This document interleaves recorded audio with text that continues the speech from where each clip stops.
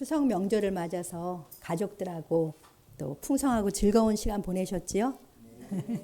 네, 오랜만에 부모 형제와 친척들을 만나 맛있는 음식도 먹고 도란도란 얘기도 나누는 명절은 참 행복한 날임에 분명합니다.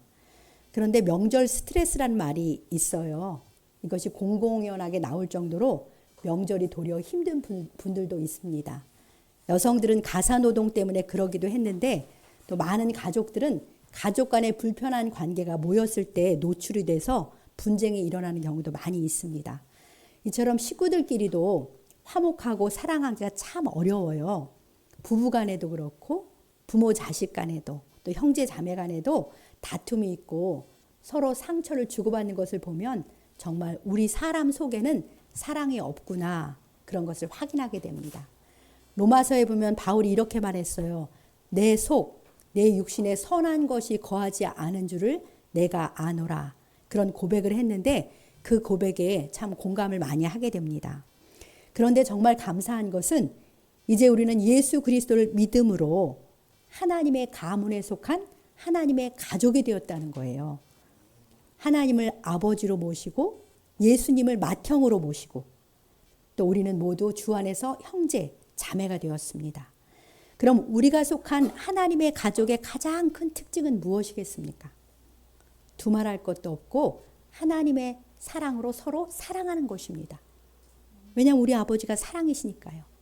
그리고 우리들이 하나님의 가족이 된 것은 하나님과 예수 그리스도의 사랑으로 받아들여진 거예요. 원래 하나님의 가족이 될 수 없는 우리들요. 그러니까 하나님의 가족인 교회, 하나님의 가족인 교회는 주 안에서 서로 사랑하고 사랑으로 하나가 되어야 마땅합니다. 자, 우리 참된 교회도 하나님의 사랑 안에서 연합하여서 가족 공동체를 이루는 것이 목회 비전 중에 하나예요. 중요한 목표 중에 하나인데요. 아직은 부족함이 많지만 성령과 진리의 말씀 안에서 사랑의 가족 공동체로 우리가 성장할 것을 믿고 기도하고 있습니다. 우리 교회가 사랑의 가족 공동체로 성장하고 기도하는 중에 하나님께서 오늘의 말씀을 떠오르게 해주셨어요.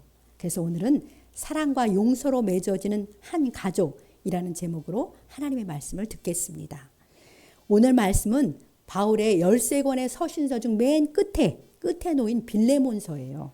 한 장밖에 되지 않지요. 이 편지는 바울이 로마에서 가택 연금 가운데 있을 때, 그러니까 1차 투옥이라고 말하는데요. 가택 연금 중에 있을 때 쓴 옥중 서신입니다. 골로새 교회의 성도인 빌레몬에게 바울이 개인적으로 편지를 보낸 거예요. 빌레몬이라는 사람은 골로새 사람인데요. 바울이 에베소에서 3년간 복음 전할 때 그때 복음을 듣고 회심한 사람으로 추정하고 있습니다. 그는 에베소에서 바울을 통해서 복음을 듣고 고향인 골로새에 가서 골로새 교회를 에바브라라는 사람과 함께 세운 골로새 교회의 주축이 된 그러한 신실한 성도입니다. 그는 종을 두고 살 만큼 부자였어요. 그래서 골로새 교회는 빌레몬의 집에서 모였습니다. 오늘 1장 2절 본문에 보면은 뭐라고 되냐면 내 집에 있는 교회에 편지하노니 그러면서 빌레몬의 아내 아비와 아들 아키포 이런 그 가족들 다 신실한 성도였다는 걸 보여줘요. 그러니까 빌레몬의 가정은 참 복된 가정입니다. 그럼 바울은 무엇 때문에 로마 감옥에서 골로새 교회의 성도인 빌레몬에게 편지를 쓰게 되었을까요? 그것은 감옥에서 만난 한 사람을 빌레몬에게 부탁하려고 편지를 썼습니다. 그는 오네시모라는 인물이에요.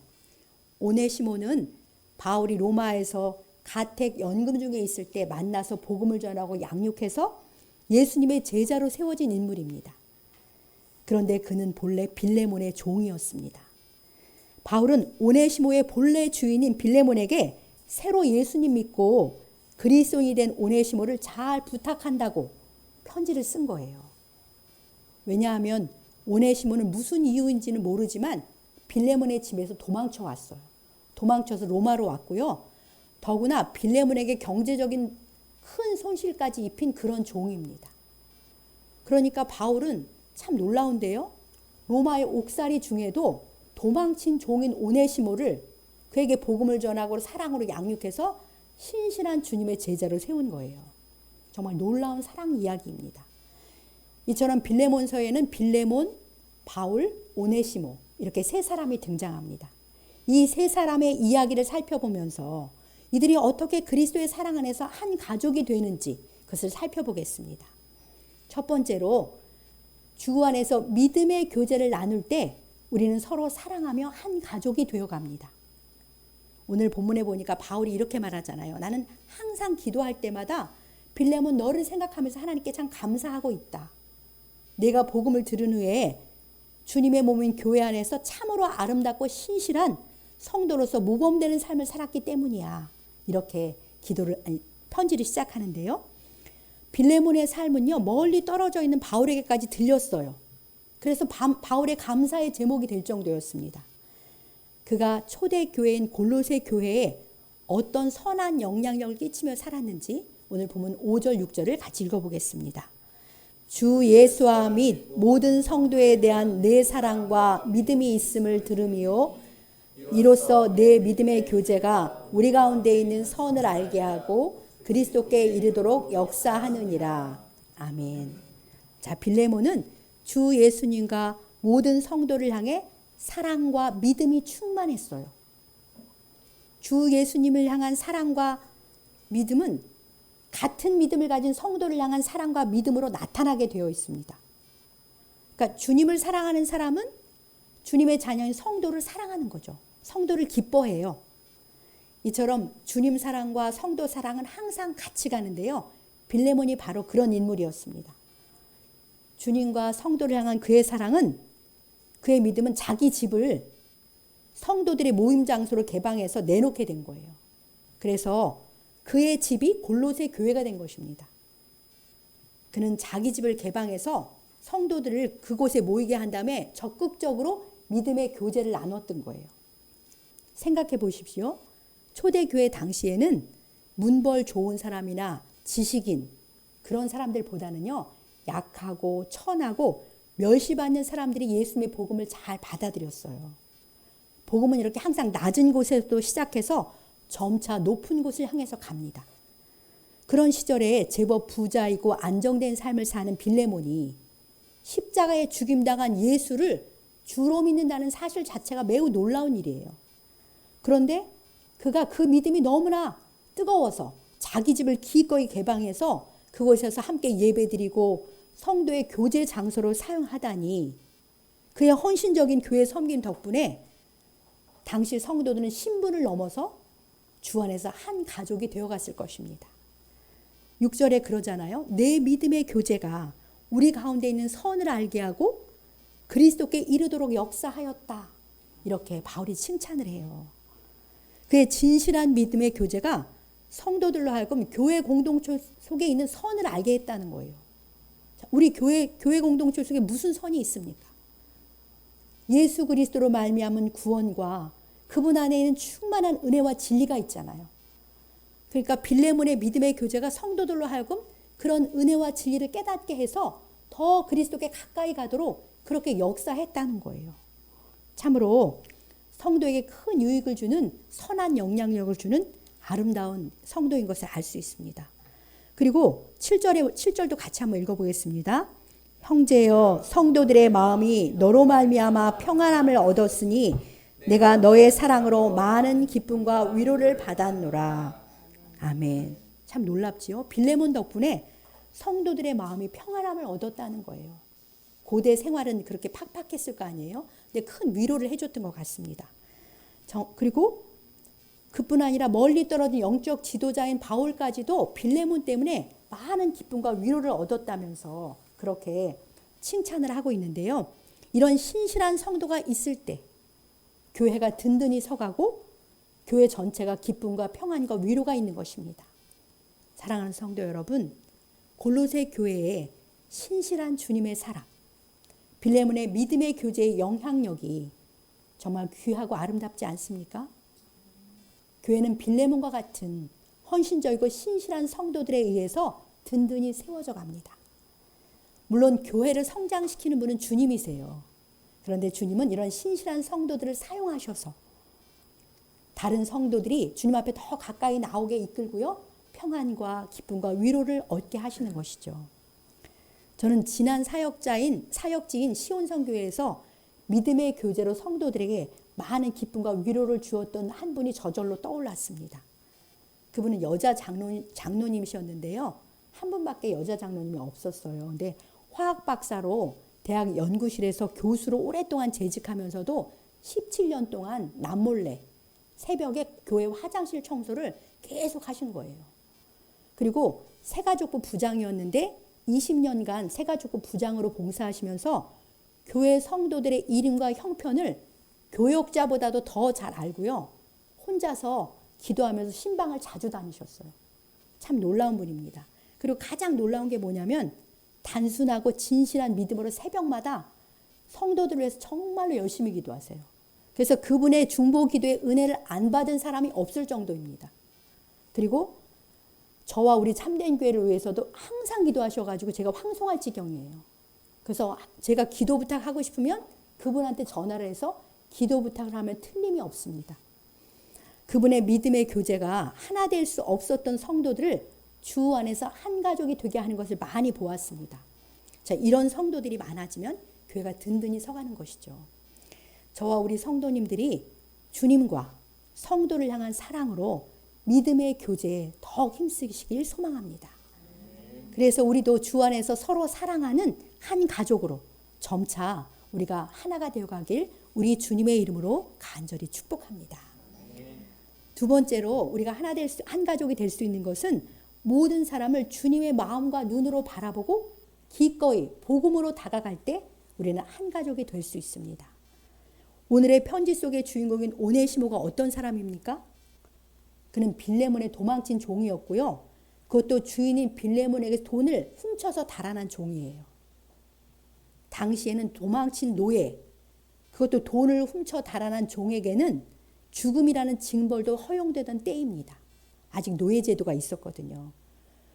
그러니까 오네시모는 그 사회에서 아무짝에도 쓸모없는 기피 대상자, 그래서 가까이 하기에는 꺼려지는 사람이에요. 그런 오네시모를 바울이 오늘 어떻게 말하는지 10절 11절을 같이 읽어보겠습니다. 갇힌 중에서 낳은 오네시모를 위하여 내게 간구하노라. 그가 전에는 내게 무익하였으나 이제는 나와 내게 유익함으로. 네, 바울은 오네시모를 감옥에 갇힌 중에서 낳은 아들이다 이렇게 말해요. 믿음과 사랑으로 낳은 아들인 것이죠.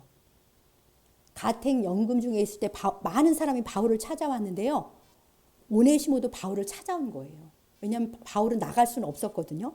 그때 바울은 그를 그리스도의 마음과 눈으로 바라보아서 그에게도 복음을 전해주었고 진리와 사랑으로 잘 양육해 주어서 주님의 제자로 삼았습니다. 그 결과 이제는 바울의 믿음의 아들이 된 거예요. 정말 놀랍지 않으세요?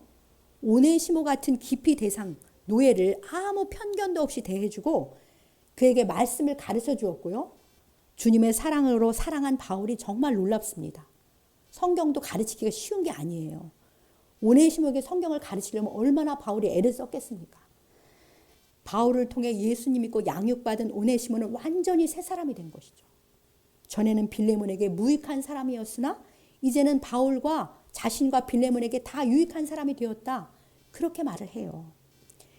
오네시모는 성령으로 거듭나서 가택 연금 중에 있는 바울을 잘 섬겼던 것 같습니다. 그에게는 그런 좋은 은사가 있었던 것이죠. 바울에게 정말 유익한 사람이어서 12절에 보면요. 그는 내 신복이라. 신복이란 말은 심장이라고 성경에 써 있어요. 그러니까 오네시모는 바울의 신복이 되고 심장이 될 정도로 아주 믿음의 그런 아들이 된 거예요. 어떠세요? 성령과 복음의 능력이 정말 놀랍지 않습니까? 이렇게 아무짝에도 쓸모없는 기피 대상자가 이런 사람으로 변화된다는 것이 바로 참으로 놀랍습니다. 더 놀라운 것은 바울은 사람을 볼 때 인간적인 눈으로 보지 않고 예수님의 마음으로 주님의 사랑과 눈으로 바라보아서 그를 양육하고 사랑했다는 것이 우리에게 큰 도전과 울림을 줍니다. 우리는 하나님 나라의 시민이라고 하면서도요. 이 세상의 시선과 가치관으로 사람을 바라보고 편견을 가지고 대할 때가 정말 많습니다. 부끄러운 모습이죠. 나와 비슷한 조건의 사람이나 나보다 낫다고 생각하는 사람에게는 쉽게 마음을 열지만 조금만 나보다 낫다고 여겨지는 사람, 또 내 환경과 동떨어진 사람을 생각하면 가까이 하기를 꺼려하는 악한 마음이 우리에게 있어요. 자, 이런 마음과 태도는 지극히 육신적이고 세상적인 모습입니다. 우리 야고보서 2장 1절, 5절, 9절을 같이 읽어보겠습니다. 뜻을 생각하면서 함께 읽어봅시다. 내 형제들아, 영광의 주 곧 우리 주 예수 그리스도에 대한 믿음을 너희가 가졌으니 사람을 차별하여 대하지 말라. 하나님이 세상에서 가난한 자를 택하사 믿음에 부유하게 하시고 또 자기를 사랑하는 자들에게 약속하신 나라를 상속으로 받게 하지 아니하셨느냐. 너희가 사람을 차별하여 대하면 죄를 짓는 것이니. 네, 아멘. 이 말씀대로 우리가 주님을 믿는 자로서 어떤 사람도 편견이나 차별 없이 대해야 한다는 것이죠. 하나님께서는 세상에서 가난한 자들을 택해서 도리어 믿음에 부유하게 하시는 분이에요. 주님은 누구도 차별하지 않고 주님을 사랑하는 자라면 다 천국, 하나님 나라를 상속받게 하시는 분이신 거죠. 우리도 주님과 같은 마음으로 모든 사람을 바라보며 사람을 차별하지 않아야 마땅합니다. 오직 주님의 마음과 눈으로 각 사람을 바라보고 귀히 여기며 살아가시길 소망합니다. 바울은 또 복음의 능력을 굳게 믿었어요. 오네시모 같은 사람도 변화시켜서 유익한 주님의 제자로 능히 세우는 능력이 복음이라고 믿었습니다. 그렇습니다. 우리가 믿고 전하는 복음은 사람을 구원하는 능력이 있습니다. 물이 변해서 포도주가 되듯이, 그것도 시간이 지날수록 더 맛있는 포도주가 되는 것처럼 무익한 사람을 유익한 사람으로 바꾸는 능력이 복음이에요. 바울의 믿음대로 복음은 오네시모를 도망친 노예에서 바울의 심장과 같은 주님의 제자로 유익한 사람으로 변화시켰습니다. 사실 바울과 오네시모의 차이를 한번 생각해 보십시오. 일단 민족도 다르고요. 그 다음에 학식도, 성장 배경도, 신분도 정말 큰 차이를 가지고 있어요. 그들은 도저히 하나가 될 수 없는 사이였는데 복음 안에서 내 심장이라고 할 만큼 서로 사랑하는 한 가족이 되었다는 것이 정말 놀랍지 않습니까? 이렇게 서로 다른 두 사람이 어쩜 이렇게 서로 사랑하는 한 가족이 될 수 있는지 신비롭기까지 합니다. 이것이 바로 복음의 능력인 줄 믿습니다. 우리도 어떤 사람이든지 주님의 마음과 눈으로 바라보고 복음으로 다가선다면 이들처럼 주 안에서 서로 사랑하는 한 가족이 되는 줄 믿습니다. 우리 교회 성도들이 복음의 능력과 은혜 안에서 교제하면서 서로 사랑하는 한 가족이 되어가길 우리 주님의 이름으로 간절히 축복하고 소망합니다. 끝으로 주 안에서는 어떤 인간적 관계, 심지어는 원수 관계까지도 사랑과 용서로 뛰어넘어서 한 가족이 될 수 있음을 오늘 말씀이 보여줍니다. 자, 빌레몬과 오네시모의 관계를 한번 생각해 보십시오. 당시에는 노예 제도가 아직 있었어요. 노예는 주인의 소유로 물건 취급하던 고대 사회니까 빌레몬에게 오네시모는 인격적 존재가 아니에요. 자신의 소유물 중 일부일 뿐입니다. 그런 노예가 주인인 자신의 재산을 훔쳐갖고 달아났으니 오네시모는 빌레몬에게 잡히면 죽여도 무방합니다. 빌레몬과 오네시모는 생명을 쥐고 있는 주인과 죄수, 그러니까 원수 관계인 거예요. 이 두 사람은 제외하는 것 자체가 고통이에요. 일단 오네시모 입장에서는 빌레몬을 만나는 것 자체가 두려움입니다. 또 빌레몬도 그리스도인이 되었다고는 하지만 그의 정서상 오네시모가 하루아침에 예뻐 보일 리가 없지 않습니까? 괘씸하고 분하고 만나면 가만둘 수 없잖아요. 당시 사회 법질서상 그렇습니다. 이러한 사회 질서와 통념을 바울이 잘 알고 있었어요. 그러니까 두 사람의 어그러지고 깨진 관계도 잘 알고 있었겠지요. 그런데 바울은 이 두 사람을 다 복음 안으로 주님께로 인도한 주님의 제자로서 영적 지도자입니다. 그래서 이 두 사람이 예수 그리스도라는 새로운 피조물이 되었다는 것을 알았고 그들의 변화된 삶을 본 것이죠. 그래서 바울이 볼 때는 이 두 사람은 주 안에서 이미 한 가족이에요. 같은 하나님 나라의 시민인 것이죠. 이런 믿음과 사랑의 마음을 가진 바울이 형제 빌레몬에게 편지를 써서 오네시모를 부탁하는 거잖아요. 자, 바울이 뭐라고 부탁하는지 우리 본문 16절로 18절을 들어보겠습니다. 같이 읽어봅시다. 이후로는 종과 같이 대하지 아니하고 종 이상으로 곧 사랑받는 형제로 둘 자라.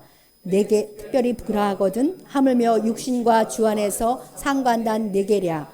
그러므로 내가 나를 동역자로 알진대 그를 영접하기를 내게 하듯 하고 그가 만일 내게 불의를 하였거나 내게 빚진 것이 있으면 그것을 내 앞으로 계산하라.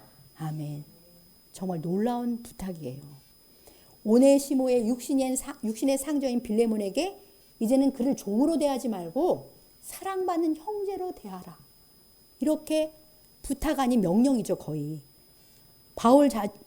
내가 나를 복음의 동역자라고 귀하게 여기고 영접하는 것처럼 도망친 노예 오네시모를 나를 영접하듯이 맞이해달라고 말하는 거예요.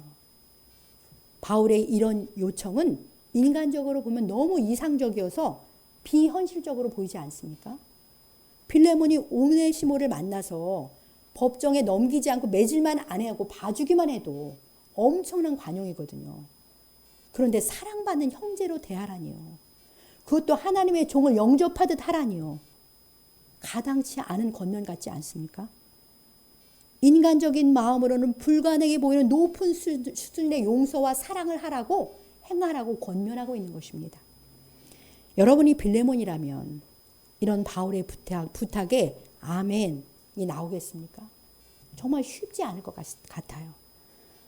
더 나아가서 오네시모가 입힌 경제적 손실은 바울 내가 갚을 테니까 내 앞으로 계산해 놓으라고 그렇게 말하는 것입니다.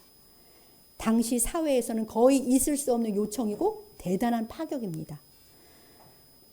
아무튼 이런 파격적인 부탁을 받은 빌레몬은 어떻게 했을 것 같습니까? 성경은 이 편지 후에 빌레몬이 어떻게 했는지는 기록하지 않았어요. 그러나 우리는 바울의 빌레몬에 대한 신뢰의 말을 통해서 그가 오네시모를 용서하고 사랑하는 형제로 대했고 그리스도 안에서 동역자로 영접했을 것을 확신할 수 있습니다. 자, 오늘 본문 20절, 21절을 같이 읽어보겠습니다. 오 형제여, 나로 주 안에서 너로 말미암아 기쁨을 얻게 하고 내 마음이 그리스도 안에서 평안하게 하라. 나는 내가 순종할 것을 확신함으로 내게 썼노니 내가 말한 것보다 더 행할 줄을 아노라. 아멘. 참 놀라운 믿음입니다. 놀라운 신뢰예요. 오 형제여. 바울은 빌레몬을 사랑하는 가족으로 불러요. 형제라고 부르면서 지금까지도 너로 말미암아 기쁨과 위로를 받았지만 이제도 너의 순종으로 인해 기쁨과 평안을 얻게 해달라. 이렇게 부탁을 하는 거예요. 주의 종으로 명령해도 되는데 부탁을 하는 것이죠. 그러면서 나는 내가 순종할 것을 확신하기 때문에 이렇게 내게 편지를 쓴다. 도리어 너는 내가 말한 것보다 더 큰 용서와 사랑을 행할 것을 안다고 말하는 거예요. 빌레몬의 아름다운 인격을 깊이 신뢰하는 바울의 확신도 정말 놀랍지 않습니까? 그를 믿기 때문에 이 엄청난 요청을 담대히 할 수 있는 것이죠. 순종할 만한 사람이니까 부탁하고 권면한 것입니다. 당연히 빌레몬은 이 어려운 용서와 사랑을 행했을 거예요. 그것을 어떻게 알 수 있냐면 골로새서 4장 9절을 읽어보면 알 수 있습니다. 자, 골로새서 4장 9절 같이 읽어보겠습니다. 신실하고 사랑을 받는 형제 오네시모를 함께 보내노니 그는 너희에게서 온 사람이라. 그들이 여기 다 너희에게 알려주리라. 아멘. 자, 바울은 골로새 교회에 오네시모를 이렇게 소개해요. 신실하고 사랑을 받는 형제 오네시모라고 소개하면서 그는 너희에게서 온 사람인데 이제 골로새 교회에 두기고라는 사람을 통해서 편지를 보내는데 오네시모를 같이 보내면서 말미에 이렇게 오네시모를 소개하고 있는 거예요.